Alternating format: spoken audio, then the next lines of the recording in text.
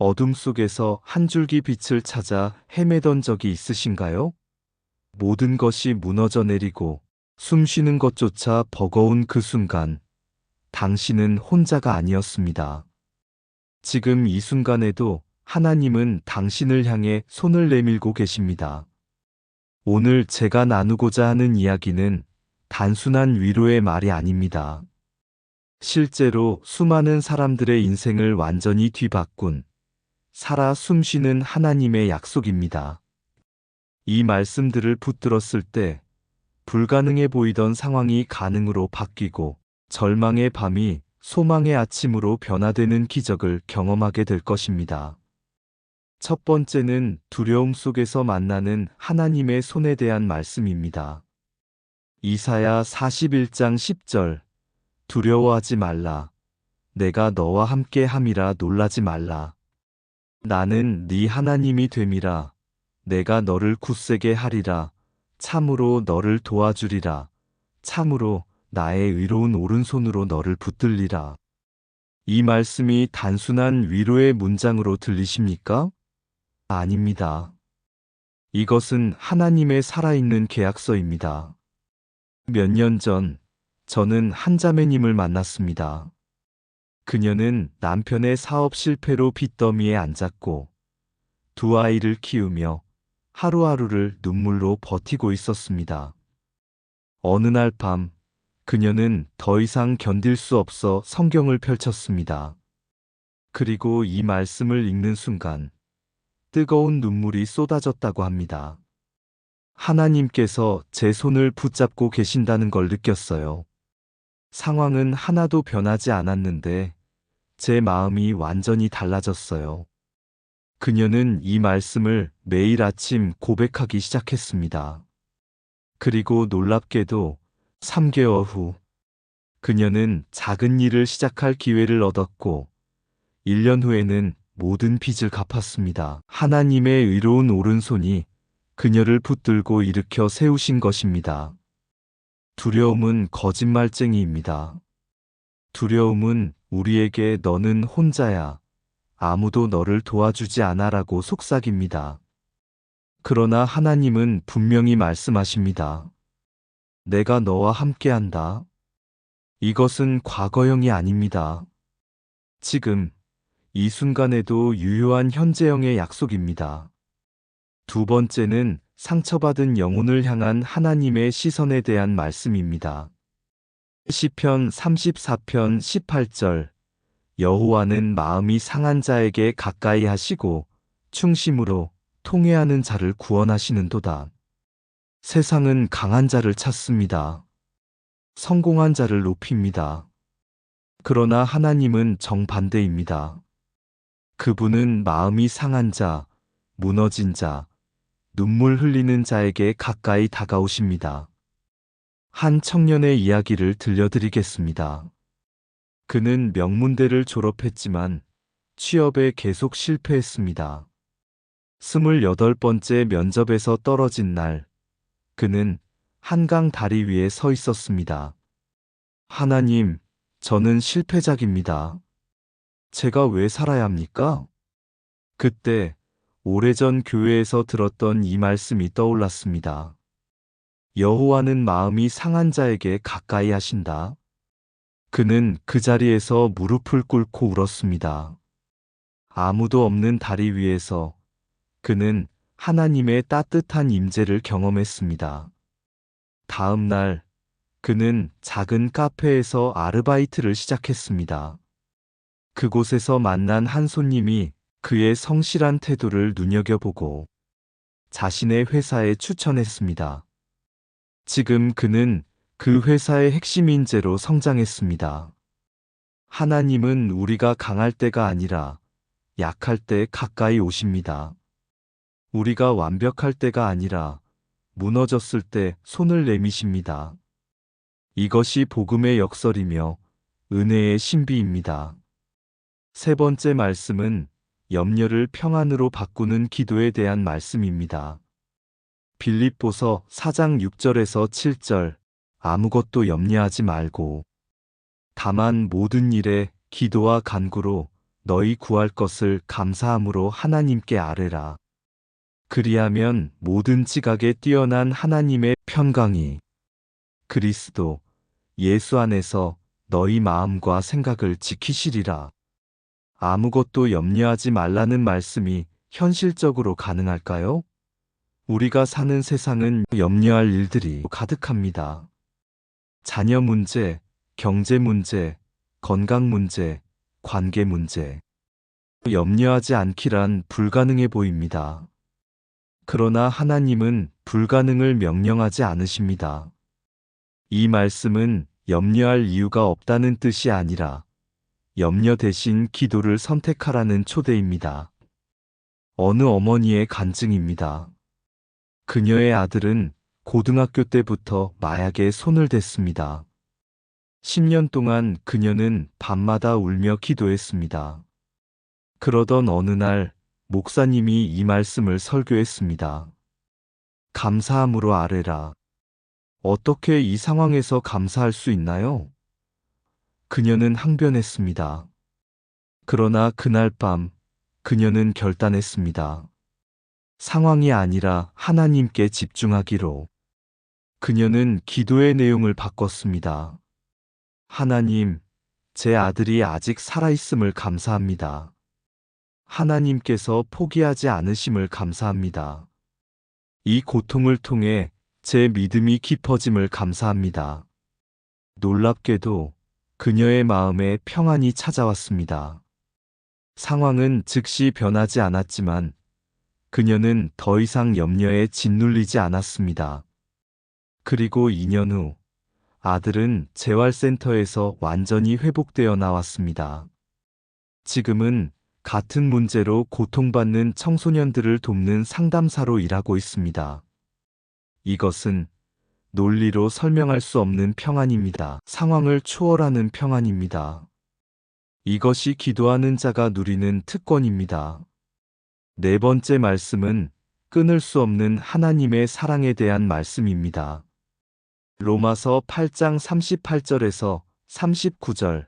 내가 확신하노니 사망이나 생명이나 천사들이나 권세자들이나 현재 일이나 장래 일이나 능력이나 높음이나 깊음이나 다른 어떤 피조물이라도 우리를 우리 주 그리스도 예수 안에 있는 하나님의 사랑에서 끊을 수 없으리라. 사도 바울은 이 말씀을 감옥에서 썼습니다. 그는 매 맞고 돌에 맞고 난파당하고 배신당했습니다. 그럼에도 불구하고 그는 확신한다고 선포합니다. 한 암 환자의 이야기입니다. 의사는 그에게 6개월의 시간을 선고했습니다. 그는 평생 충실하게 하나님을 섬겼는데 왜 이런 일이 일어났을까요? 그는 하나님께 물었습니다. 주님, 저를 버리신 겁니까? 그날 밤, 꿈에서 그는 예수님을 만났습니다. 예수님은 그의 손을 잡으시며 이렇게 말씀하셨습니다. 내가 언제 너를 놓은 적이 있느냐? 네가 나를 못 느낄 때에도 나는 너를 한 번도 놓지 않았다. 그는 깨어나서 이 말씀을 펼쳤습니다. 그리고 깨달았습니다. 하나님의 사랑은 건강할 때만 있는 것이 아니라 아플 때도 함께하는 것임을, 살 때만이 아니라 죽음 앞에서도 변하지 않는 것임을. 놀랍게도 그는 6개월이 아니라 5년을 더 살았습니다. 그리고 그 5년 동안 수많은 환자들에게 소망을 전했습니다. 그는 말했습니다. 암은 제 몸을 공격했지만 하나님의 사랑은 제 영혼을 더욱 건강하게 만들었습니다. 여러분, 지금 어떤 상황에 계십니까? 혹시 하나님이 멀리 계신 것처럼 느껴지십니까? 이것을 기억하십시오. 하나님의 사랑은 감정이 아닙니다. 약속입니다. 우리가 느끼든 못 느끼든 그 사랑은 변함없이 우리를 붙들고 계십니다. 다섯 번째 말씀은 늦었다고 생각할 때 시작되는 하나님의 계획에 대한 말씀입니다. 예레미야 29장 11절 여호와의 말씀이니라. 너희를 향한 나의 생각을 내가 아나니 평안이요 재앙이 아니니라. 너희에게 미래와 희망을 주는 것이니라. 너무 늦었어요. 이것은 제가 상담하면서 가장 많이 듣는 말입니다. 나이가 너무 많다. 기회를 놓쳤다. 이미 엎질러진 물이다. 한 60세 여성의 이야기입니다. 그녀는 평생 남편을 뒷바라지하며 살았습니다. 그런데 남편이 암으로 세상을 떠났습니다. 자녀들은 모두 독립했고 그녀는 혼자 남았습니다. 이제 내 인생은 끝났다고 생각했습니다. 어느 날 그녀는 교회 새벽 기도회에서 이 말씀을 묵상했습니다. 너희를 향한 나의 생각을 내가 안다.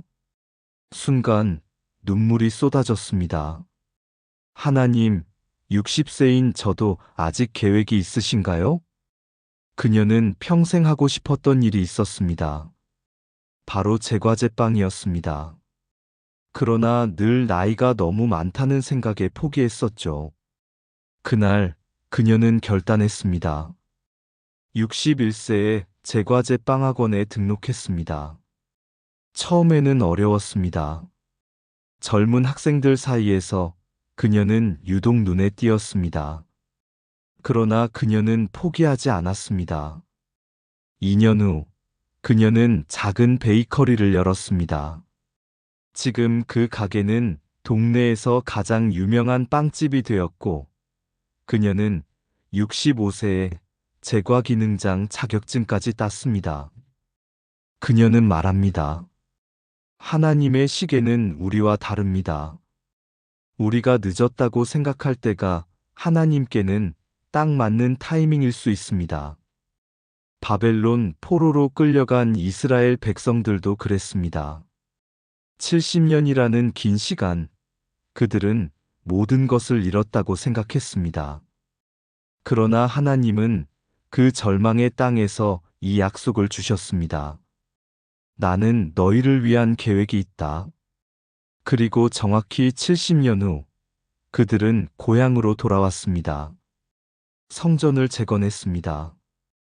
불가능해 보였던 회복이 일어났습니다. 여러분의 나이가 몇 살이든 지금이 인생의 어느 지점이든 이것을 믿으십시오. 하나님은 여전히 당신을 위한 계획을 가지고 계십니다.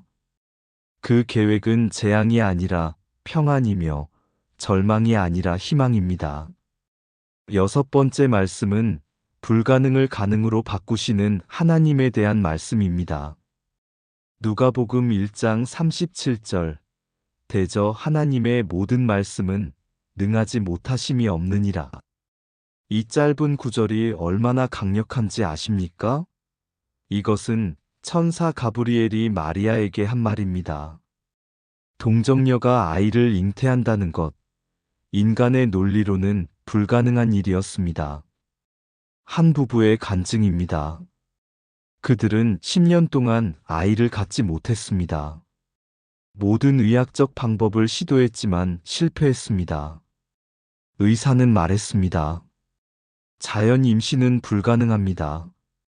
그날 밤, 아내는 성경을 펼쳤고 이 구절을 읽었습니다. 하나님의 모든 말씀은 능하지 못하심이 없다. 그녀는 남편에게 말했습니다. 의사는 불가능하다고 하지만 하나님께는 불가능이 없어요. 그들은 기도하기 시작했습니다. 한 달이 지나고 1년이 지났습니다. 여전히 아무 일도 일어나지 않았습니다. 그러나 그들은 포기하지 않았습니다. 그리고 정확히 13개월 후 아내가 임신했습니다. 의사들은 믿을 수 없다는 표정이었습니다. 의학적으로 설명할 수 없는 기적입니다. 그러나 그 부부는 알고 있었습니다. 이것은 의학의 기적이 아니라 하나님의 말씀의 능력이라는 것을. 지금 여러분 앞에 불가능한 상황이 있습니까? 의사가 포기하라고 합니까? 은행이 대출을 거절했습니까? 관계가 회복 불가능해 보입니까? 이것을 기억하십시오.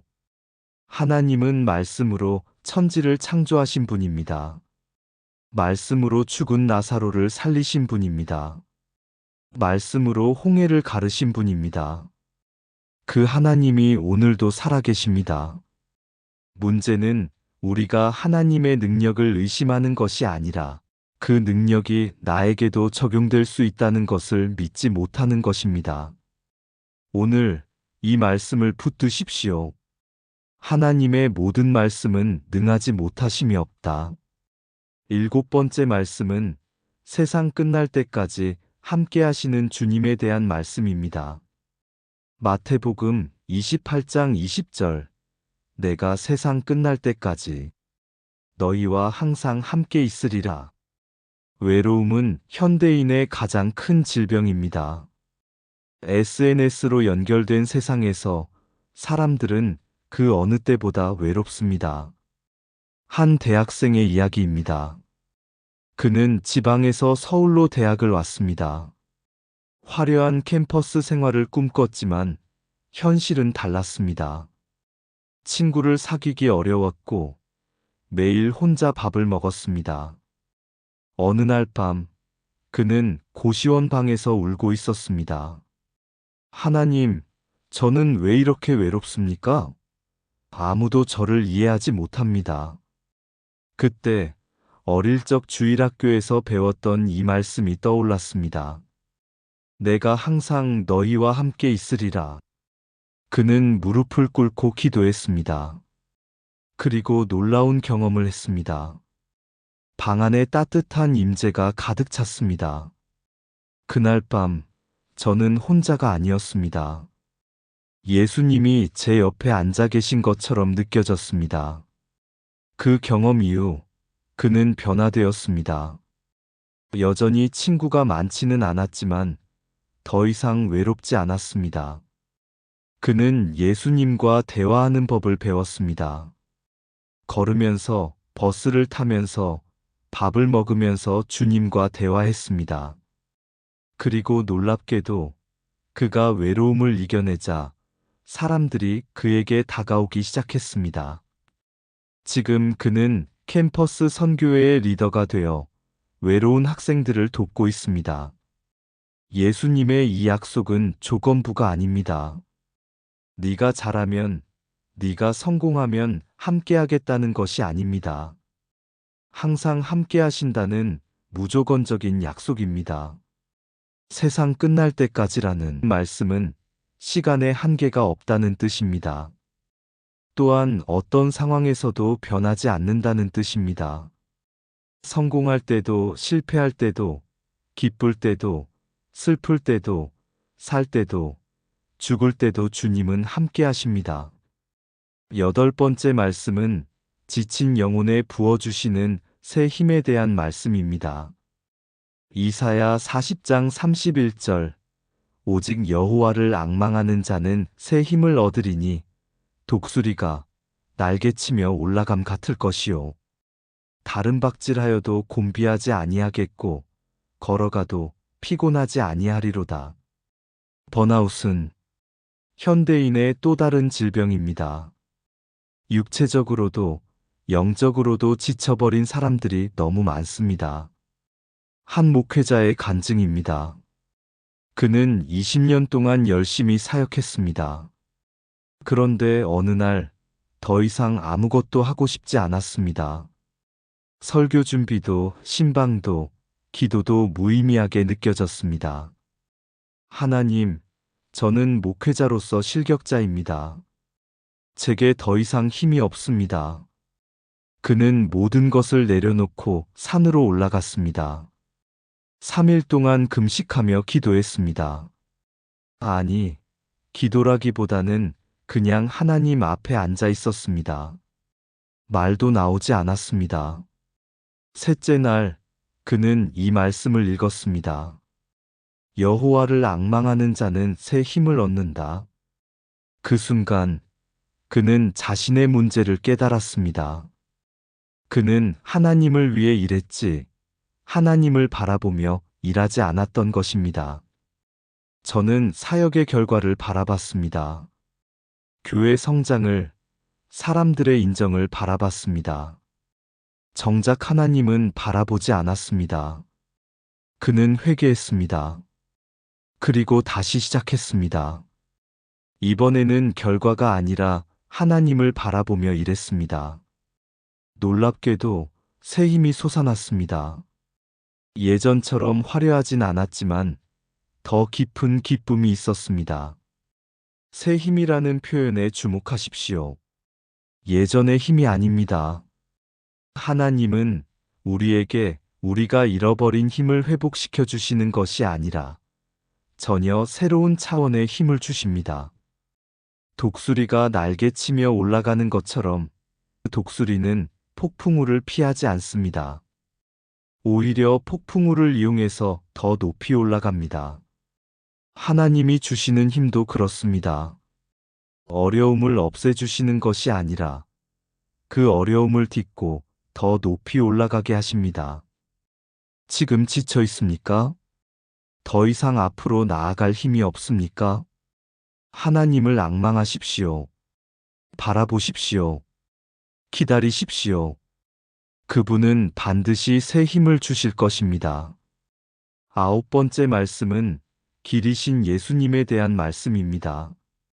요한복음 14장 6절 예수께서 이르시되 내가 곧 길이요 진리요 생명이니 나로 말미암지 않고는 아버지께로 올 자가 없느니라. 인생이 막막할 때 우리는 길을 찾습니다. 어떻게 하면 이 상황을 벗어날 수 있을까? 어떤 방법이 있을까? 그러나 예수님은 말씀하십니다. 내가 곧 길이다. 방법을 알려주시는 것이 아니라 주님 자신이 길이 되십니다. 한 청년의 간증입니다. 그는 진로를 놓고 고민했습니다. A 회사와 B 회사 중 어디로 가야 할까? 수없이 기도했지만 명확한 응답이 없었습니다. 그러던 어느 날 이 말씀을 묵상하다가 깨달음을 얻었습니다. 하나님은 제게 A나 B를 선택하라고 하지 않으셨습니다. 대신 이렇게 말씀하셨습니다. 네가 어디를 가든 나와 함께 가라. 그는 어회사를 선택했습니다. 그런데 3개월 만에 회사가 부도났습니다. 실패한 선택이었을까요? 아니었습니다. 그 과정에서 그는 평생의 멘토를 만났고 새로운 비전을 발견했습니다. 1년 후 그는 자신의 사업을 시작했고 지금은 성공적인 사회적 기업을 운영하고 있습니다. 길은 제가 선택한 어회사가 아니었습니다. 예수님이셨습니다. 그분이 저와 함께 걸으셨고 제가 예상하지 못한 방식으로 저를 인도하셨습니다. 인생은 GPS처럼 명확하지 않습니다. 때로는 우회로를 돌고 막다른 길을 만나기도 합니다. 그러나 예수님과 함께라면 그 모든 길이 의미 있는 과정이 됩니다. 예수님은 목적지를 위한 수단이 아닙니다. 그분은 여정 자체입니다. 우리가 어디로 가는지보다 중요한 것은 누구와 함께 가는지입니다. 10번째 말씀은 모든 것이 합력하여 선을 이루시는 하나님에 대한 말씀입니다. 로마서 8장 28절 우리가 알거니와 하나님을 사랑하는 자, 곧 그의 뜻대로 부르심을 입은 자들에게는 모든 것이 합력하여 선을 이루느니라. 이 말씀은 좋은 일만 일어난다는 뜻이 아닙니다. 좋은 일도 나쁜 일도 이해할 수 없는 일도 모두 함께 일하여 결국에는 선을 이룬다는 약속입니다. 한 가정의 이야기를 들려드리겠습니다. 아버지가 갑작스런 교통사고로 세상을 떠났습니다. 남겨진 어머니와 세 자녀는 절망에 빠졌습니다.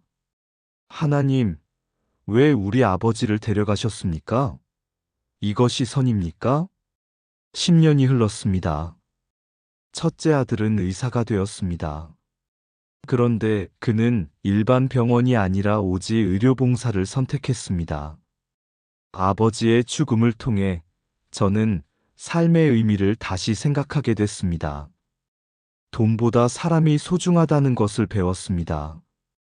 둘째 딸은 상담사가 되었습니다. 상실을 경험한 사람들을 전문적으로 돕는 상담사입니다. 제 고통이 다른 사람의 아픔을 이해하는 통로가 됐습니다. 막내 아들은 교통안전 캠페인 활동가가 되었습니다. 아버지 같은 희생자를 줄이기 위해 헌신하고 있습니다. 지금도 아버지가 그리울 때가 많습니다. 그러나 하나님은 그 슬픔을 헛되게 하지 않으셨습니다. 세 자녀가 세상의 빛과 소금이 되게 하셨습니다.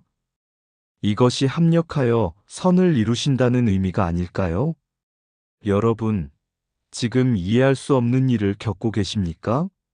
왜 이런 일이 하필 나에게 일어났나라고 물으십니까? 지금은 알 수 없어도 하나님은 모든 것을 아십니다. 그분은 우리 인생의 마지막 장을 이미 보고 계십니다. 그리고 그 결말은 선입니다. 우리가 상상하는 것보다 훨씬 더 아름다운 선입니다. 이 말씀의 핵심은 합력하여라는 단어입니다. 각각의 사건은 단독으로는 의미를 알 수 없습니다. 그러나 하나님은 모든 조각을 모아 하나의 아름다운 그림을 완성하십니다. 사랑하는 여러분, 지금 이 순간 여러분은 어떤 상황에 계십니까? 혹시 깊은 절망 속에 있습니까? 이사야 41장 10절을 붙드십시오. 두려워하지 말라, 내가 너와 함께한다. 마음이 상했습니까? 시편 34장 18절을 기억하십시오. 여호와는 마음이 상한 자에게 가까이 하신다. 염려로 잠 못 이루고 있습니까? 빌립보서 4장 6절 7절을 고백하십시오. 아무것도 염려하지 말고 기도하라. 하나님의 사랑을 의심하고 있습니까? 로마서 8장 38절 39절을 읽으십시오. 그 어떤 것도 하나님의 사랑에서 우리를 끊을 수 없다. 너무 늦었다고 생각합니까? 예레미야 29장 11절을 믿으십시오. 하나님은 여전히 당신을 위한 계획이 있다. 불가능한 상황입니까? 누가복음 1장 37절을 선포하십시오. 하나님의 모든 말씀은 능하지 못하심이 없다. 외롭습니까? 마태복음 28장 20절을 붙드십시오. 내가 세상 끝날까지 너희와 함께 있으리라. 지쳐 있습니까? 이사야 40장 31절을 기다리십시오. 여호와를 앙망하는 자는 새 힘을 얻는다. 길을 잃었습니까? 요한복음 14장 6절을 따르십시오. 내가 곧 길이요 진리요 생명이다. 이해할 수 없는 일을 겪고 있습니까? 로마서 8장 28절을 신뢰하십시오. 모든 것이 합력하여 선을 이룬다. 여러분, 기억하십시오.